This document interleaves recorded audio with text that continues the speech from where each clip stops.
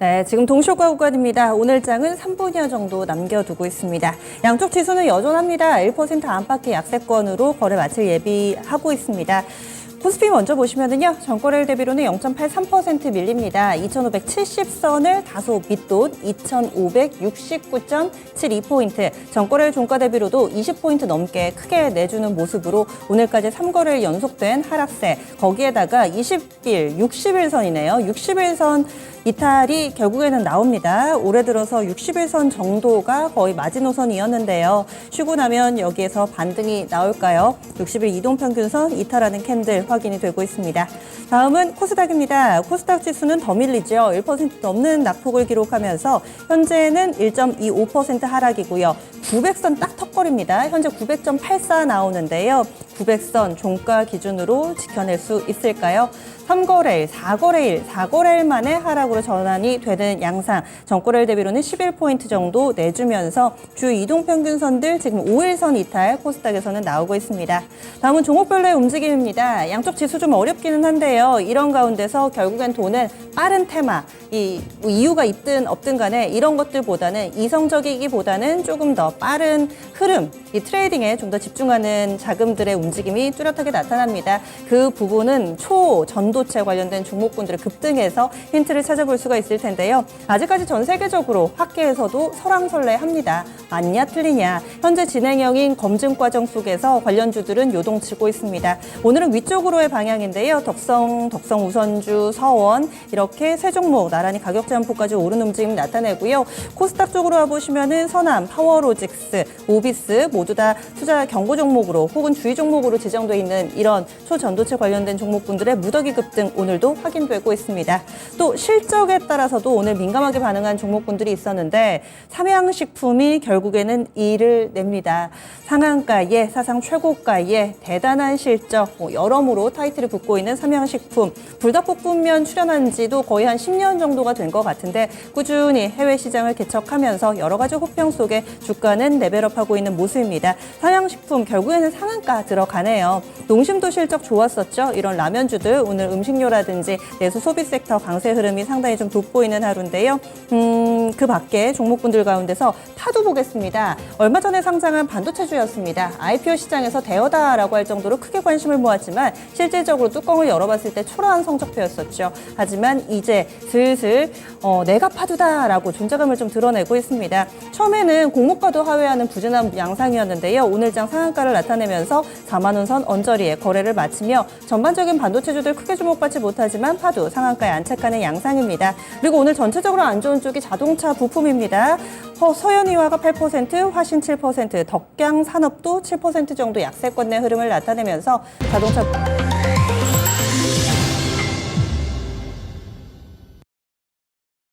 8월 14일 월요일입니다. 국내 증시는 이렇게 거래를 마쳤는데요. 이번 주 막상 좀 시작하려고 하니 바로 끝날 시간이 다 됐습니다. 내일 또 하루 쉬고 나면은 시장 분위기가 어떻게 바뀔 것인가, 8월 하반월에는 어떤 기준을 가지고 또 살펴봐야 될 것인가, 오늘 상당히 많은 변화를 경험을 하시면서 다소 좀 길을 잃으신 분들도 계실 겁니다. 미국 증시도 요즘 들어서는 혼조 양상이어가지고 뭐 뚜렷하게 방향성은 없는데요. 주변국 증시도 한번 보겠습니다. 일본 증시부터 점검하시죠. 일본이 바로 직전 거래일에 산해날로 인해서 휴장이었고요. 오늘 문을 열었습니다. 일본 증시는 부진했네요. 게다가 미국 증시 밀린 것보다 더 안 좋았습니다. 미국 증시는 혼조 양상이었는데 일본은 많이 안 좋네요. 게다가 요즘 아시아 증시, 아시아권역의 이 경제권에서 계속해서 예의주시하고 있는 쪽이 중국입니다. 뭐 중국에서 단체 관광객을 허용한다. 이건 물론 호재였지만 중국의 비구이 위안이 예전에 헝다 사태처럼 디폴트로 가지 않을까, 이 부분이 뇌관으로 떠오른 상황입니다.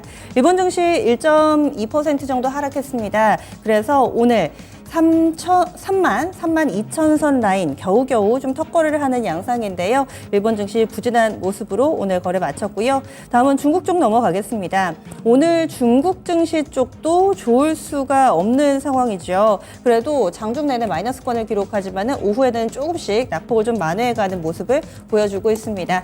과연 이 중국 정부가 앞서서 헝다 사태 쪽에서도 계속해서 좀 어느 정도 방어를 해주는 모습이었거든요. 9월에 사태 발생하고 결국엔 12 12월에 디폴트였고 그 사이에 중국이 여러모로 좀 방어선을 만드는 양상이었는데요. 이번에는 어떻게 될까요?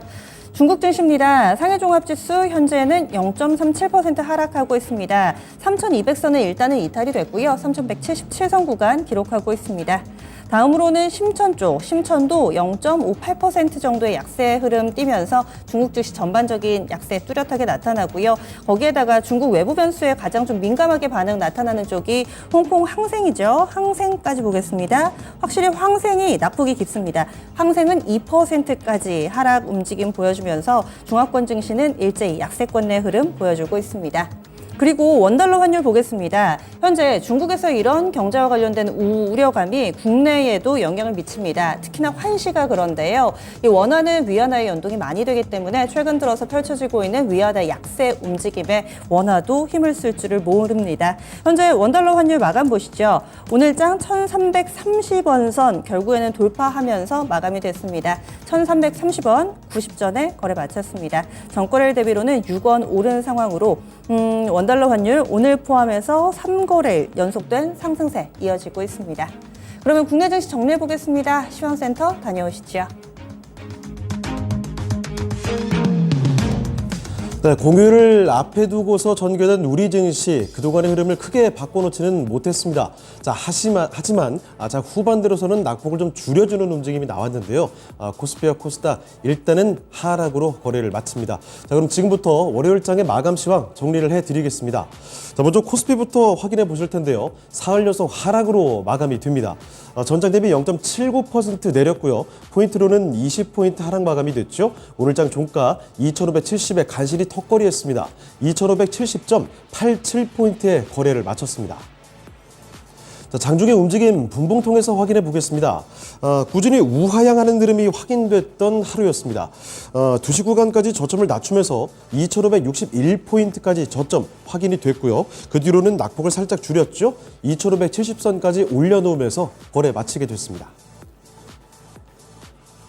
이어서 수급도 보겠습니다. 외국인과 기관이 모두 팔자세였습니다. 확인해 보시면요.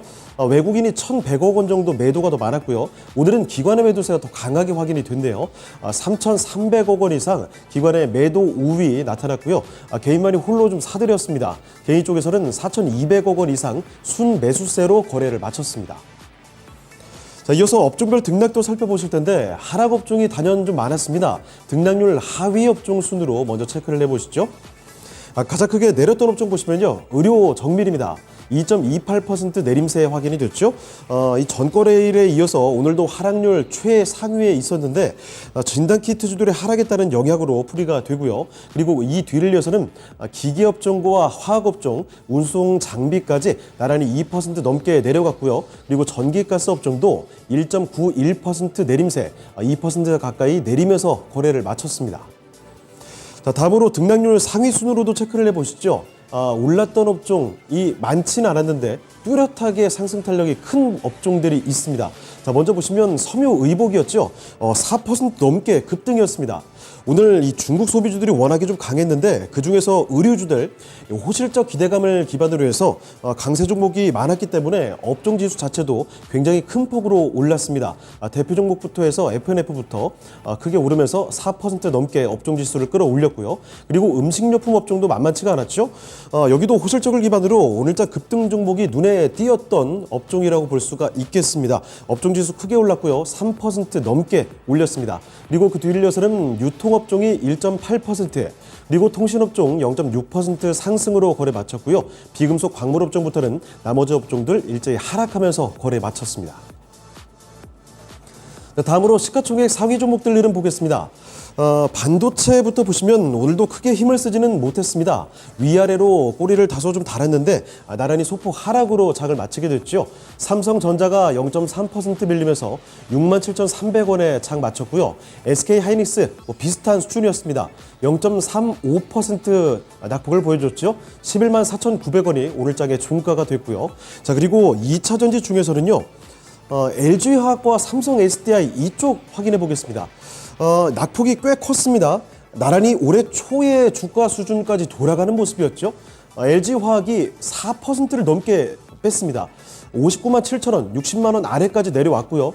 삼성 SDI도 만만치가 않았죠. 3.63% 뚜렷하게 내림세를 보여주면서 61만 원에 정확히 종가 확인이 됐습니다. 자, 그리고 이 포스코 그룹주들 확인해 보실까요? 이쪽도 좀 내렸죠. 포스코 홀딩스 보겠습니다. 이 낙폭을 다 줄이면서 결국은 거래를 마쳤네요. 동시호가 구간 지나면서 낙폭 다 줄이며 보합으로 장을 마치는 흐름. 57만 7천 원에 오늘장 거래 마쳤고요. 포스코 퓨처엔 보시면 이쪽은 1%대 내림세. 하지만 양봉으로 거래 마칩니다. 43만 4천 원에서 장을 마치게 됐고요. 그리고 이 밖에 나머지 바이오나 자동차, 인터넷까지 전반적으로는 1% 안팎의 내림세를 보여주면서 거래를 마쳤습니다. 자, 다음으로 특징주 보겠습니다. 오늘도 역시 첫 번째 특징주로 중국 소비주들 확인해 보겠습니다. 중국인 단체 관광객이 다시 국내를 찾는다. 이 사드 배치 이후에 6년 5개월 만에 돌아온 유커 모멘텀으로 인해서 지난주부터 중국 소비주들의 급등세 계속 확인이 됩니다. 오늘장도 그 상승 에너지가 고갈되지는 않았습니다. 다만 이 며칠간의 폭발적인 기세만큼은 아니었는데 대표적으로 이 화장품주들이죠. 거의 뭐 폭등을 기록했었기 때문에 오늘장 상승 종목은 선별적이었습니다. 그리고 선별적으로 그 강세해 보인 종목들도 윗꼬리를 다소 다는 모습이 확인이 됐었죠. 자, 먼저 화장품주들 확인해 보겠습니다. 한국 화장품이 윗꼬리도 달았지만 그래도 12% 급등세로 거래 마쳤죠. 만원대 위입니다. 1,880원에 장을 마쳤고요. 이 밖에 코스맥스 6.7% 상승으로 거래를 마치면서 14만 2,100원에 종가 확인이 됐고 한국콜마는 2% 올랐습니다. 그리고 코리아나 코스닥 종목이죠. 10% 상승하면서 거래를 마치게 됐는데요. 이렇게 참고로 말씀드린 종목들 모조리 오늘장 52주 신고가 경신이 됐습니다. 자, 그리고 오늘장 중국 소비 비중이 높은 종목군 가운데서 가장 좀 눈에 띄었던 곳이 바로 의류주들이죠. 앞서도 섬유 의복 업종 지수가 굉장히 큰 폭으로 올랐다고 말씀드렸는데 의류주들 실적 기대감을 기반으로 일제히 강세였습니다. 자, 보시다시피 대표 종목인 FNF부터 장 후반까지도 상승 탄력을 더 붙여갔죠. 6% 넘게 올렸습니다. 11만 2,600원에 장 마치게 됐고요. 한세실업과 영원무역 이쪽도 고점을 점차 높여가면서 종가상으로 7% 넘게 나란히 뚜렷한 강세로 거래를 마쳤습니다. 그리고 형제엘리트 같은 종목은 윗골이 대단히 좀 다랐는데도 불구하고 거의 8% 올리면서 거래 마쳤죠. 1,406원에서 거래를 마치게 됐습니다. 자, 그리고 면세와 카지노 이쪽도 강했는데요. 면세부터 볼까요? 면세 종목 신세계가 3.8% 올렸고요. 현대백화점 6%대 뚜렷한 강세 마감이 됐습니다. 7만 원대 위로 올려놨고요. 그리고 코스닥 종목들인데 글로벌 텍스프리 14% 급등 마감이 됐습니다. 5,400원까지 올라왔고요. JTC도 오늘장 7%대 올리면서 4,675원에 장을 마치게 됐죠. 자, 그리고 다음 장 넘어가 보시면 카지노까지도 확인해 보겠습니다. 카지노 종목들 요즘 들어서 강세 흐름을 계속 이어가고 있습니다.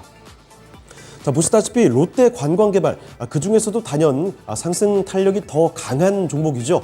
오늘장도 급등이었습니다. 15% 크게 올리면서 14,790원까지 올려놨고요. 그리고 GKL이 5%, 그리고 파라데이스 3%대 상승 마감이 됐습니다. 자, 그리고 두 번째 특징주로 음식료 종목들 확인해 보겠습니다. 이쪽은 주요 라면 업체들의 해외 실적 성장, 어닝 서프라이즈가 나오게 되면서 이 섹터 전반에서 주가 흐름이 훈풍을 탔는데요. 증권사의 전망도 앞으로 주가 우상향의 흐름을 점치고 있습니다. 특히 오늘장 단연 눈에 띄는 종목이 바로 삼양식품이었죠. 삼양식품 2분기 호실적에다가 증권사의 호평 그리고 이 부회장의 사면 소식까지 이렇게 겹포제를 전하게 되면서 상한가 기록이 됐습니다. 오늘장 52주 신고가 경신이 됐고요. 이렇게 음식료 쪽에서 상한가 기록되는 일이 좀처럼 없는데 아주 오늘 급등 흐름을 계속해서 보태갔습니다. 상한가 풀리지 않았고요. 17만 6,900원까지 올리면서 거래를 마쳤습니다. 그리고 사실 전거래일 삼양식품과 나란히 강세를 보였던 농심도 역시 호실적을 기반으로 강세 나왔고요. 오늘장 52주 신고가 경신이 됐습니다. 하지만 상승폭은 차이가 꽤 났죠. 오늘장 보시면 종가상으로는 농심은 3% 올렸고요. 47만 3,500원에서 거래를 마쳤습니다.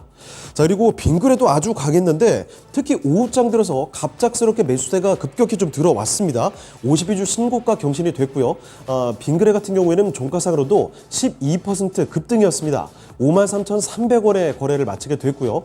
이 밖에 삼양사나 오리온 이쪽도 호실적을 기반으로 뚜렷한 강세가 나왔죠. 삼양사 5.89%, 오리온도 5.72% 올랐고 그리고 동원 F&B 같은 종목도 거의 5% 가까이 올리면서 3만 원대 위로 올라섰죠. 그리고 코스닥 종목인데 노바렉스 같은 종목도요. 10% 가까이 올리면서 9,570원에 거래를 마쳤습니다. 자, 이번에 코스닥으로 넘어가 보겠습니다. 코스닥은 나흘 만에 하락으로 돌렸는데요. 그 낙폭이 상당히 크게 나왔습니다. 보시다시피 1% 넘게 내렸죠. 1.15% 하락으로 포인트로 10포인트를 내리게 됐고요. 종가상으로는 그래도 간신히 900선은 지켜줬습니다. 901.68포인트가 오늘장의 종가였습니다. 자, 분봉톡에서 보시면요. 거래소처럼 장 초반부터 계속해서 낙폭을 키웠습니다. 다만 저점이 조금 더 빨리 나왔는데 12시 전이었죠. 894포인트 확인이 됐습니다. 그 뒤로는 낙폭을 줄여주면서 다시 900선 위로 올려놓게 됐고요. 결국은 900선을 지켜주면서 장을 마쳤습니다. 자, 이어서 수급 상황까지도 확인해 보겠습니다. 여기도 마찬가지로 외국인과 기관이 모두 좀 팔았는데 외국인의 매도가 더 뚜렷하게 확인이 됐죠. 외국인이 1,300억 원대 매도 우위였고요. 기관이 300억 원 정도 순 매도세 확인이 됐습니다. 이런 가운데 역시 개인이 홀로 사들였죠. 개인이 2천억 원 가까이 매수 우위가 기록이 됐습니다. 자, 이어서 시가총액 상위 종목들 흐름 보시죠. 2차 전지부터 확인해 보겠습니다. 에코프로 그룹부터 LNF까지 나란히 비슷하게 낙폭을 보여줬습니다. 에코프로 BM이 1.7% 내렸는데 장 초반에 비해서는 조금 더 낙폭을 좀 줄여준 수준이었죠. 31만 8천 원에 장 마쳤고요. 에코프로 3.8% 내렸습니다. 109만 3천 원이 오늘 장 종가였고요. 그리고 아래쪽에 LNF 2% 내림세 확인됐습니다. 21만 7천 원에 거래를 마치게 됐고 다만 이런 가운데 포스코 DX가 전 거래일 낙폭이 워낙 좀 크게 나왔었죠. 오늘 장은 그래도 상승으로 마감이 됐습니다. 보시다시피 포스코 DX는 1.7% 소폭이지만 올렸고요. 29,850원에 거래를 마치게 됐죠. 아쉽게 3만 원대 위로는 올리지 못했습니다. 자, 그리고 다음으로 제약바이오에서는 역시 셀트리온 형제들 봐야 되겠죠. 그 중에서도 아래쪽에 제약의 낙폭이 굉장히 컸습니다. 보시다시피 셀트리온 제약은 9% 이상의 급락세, 장 후반까지도 이 낙폭이 더 크게 확인이 됐습니다. 저점 낮추는 흐름이었고요. 83,600원에 거래를 마치게 됐죠. 이 헬스케어와는 다소 차별적인 움직임이 확인이 됐고요. 급락 마감이 됐습니다. 자, 그리고 엔터주들에서는 이 JYP 엔터 봐야 되겠죠. 2분기 실적이 아쉬움을 남기게 되면서 오늘장 급락 마감이 됐습니다. JYP 엔터가 오늘장 8% 넘게 크게 내려가는 모습이었죠. 11만 9천 원에 거래를 마쳤고요. SM은 오히려 반대로 소폭 상승으로 거래를 마쳤습니다. 자, 그리고 아래쪽에 로봇주인 레인보우 로보틱스 오늘장 상승으로 장을 마치게 됐죠. 오늘장 1%대 강세 마감이 됐고요. 그리고 반도체 쪽에서는 리노공업이 오늘장 뚜렷하게 올라오면서 오늘장의 시총 상위 리스트에 다시금 좀 이름을 올리게 됐습니다. 아래쪽에 리노공업 확인해 보시면요. 리노공업은 전장 대비 뚜렷하게 올리면서 3%대 올렸습니다. 15만 9천 원대에 거래를 마쳤습니다. 자, 이번에 특징주 보겠습니다. 초전도체 관련주들 특징주로 역시 오늘도 이름을 올리고 있습니다. 최근 초전도체 여부에 대해서 학계 논란이 계속 이어지고 있죠. 이런 가운데 LK99가 상온 초전도체가 맞다라는 주장이 SNS상에 등장해서 화제가 되고 있습니다. 이 당사자가 핀테크 회사인 보나사피엔스의 김인기 대표인데요.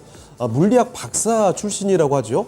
LK99는 상온 초전도체도 맞고 새로운 강자성체도 맞다라면서 원 저자들은 원래 생각보다 더 대단한 걸 발견했다라고 이야기를 밝혔습니다. 자, 그래서 이런 시각까지 등장하면서 초전도체 관련주들 다시금 탄력을 얻기 시작했고요. 일제히 급등세를 보이면서 마감이 됐습니다. 자, 먼저 거래소 쪽에서 확인해 보실까요? 덕성과 서원 상한가 다시 솟구쳤습니다. 덕성과 서원이 덕성이 1,190원, 서원은 2,160원에 거래를 마치게 됐고요. LS전선 아시아가 25%대 상한대가 못지않게 급등하는 흐름이었죠. 대창과 고려제강도 10%대 두 자릿수대 상승 탄력 보여주면서 급등 마감이 됐고요. 인지컨트롤스 이쪽은 음목이 기록됐지만 그래도 7%대 강세 마감이 됐습니다. 그리고 코스닥 종목들 가운데서도 강세 종목들이 워낙에 많았습니다. 코스닥 종목들 다 장 이어서 확인해 보겠습니다. 서남과 파워로직스, 모비스 그리고 국일신동까지 상한가 들어갔습니다. 장 후반 들어서 상승 탄력을 더 붙여준 거죠. 이렇게 4종목이나 상한가가 확인이 됐고요. 원익 P&E 이 종목은 오늘 변동성이 굉장히 컸습니다. 저가로는 11,800원 수준에서 고가로는 13,800원 수준 이렇게 변동성 굉장히 크게 보여주면서 그 가운데 수준이죠. 12,900원대에서 거래를 마치게 됐고요. 전장 대비해서는 16% 올렸습니다. 그리고 비츠로테크와 아모텍 같은 종목도 두 자릿수대 상승 탄력을 보여주는 장중의 흐름을 보여주면서 강세 종목들 굉장히 많았다는 점 다시금 정리해 드리겠습니다. 네, 이렇게 해서 오늘 장 마감 시황 정리해 드렸습니다.